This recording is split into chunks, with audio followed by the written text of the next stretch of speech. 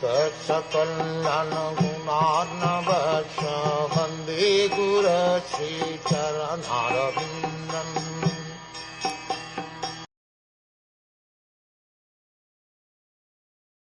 Dhruva Maharaj thought to himself, "To endeavour to be situated in the shade of the lotus feet of the Lord is not an ordinary task, because even the great brahmacharis headed by Sanandana, who practiced Ashtanga Yoga in trance, attained the shelter of the Lord's lotus feet only after many, many births. Within 6 months I achieved the same result, yet due to my thinking differently from the Lord, I fell down from my position." In this verse, Dhruva Maharaj himself explains the cause of his moroseness. First, he laments that to see the Supreme Personality of Godhead directly is not easy.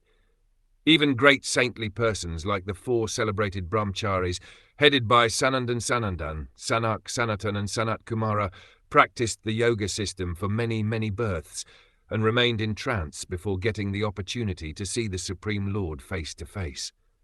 As far as Dhruva Maharaj was concerned, he saw the Supreme Lord personally after only 6 months of practice in devotional service.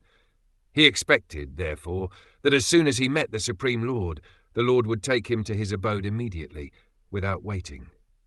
Dhruva Maharaj could understand very clearly that the Lord had offered him the rule of the world for 36,000 years, because in the beginning he was under the spell of the material energy and wanted to take revenge against his stepmother and rule over his father's kingdom.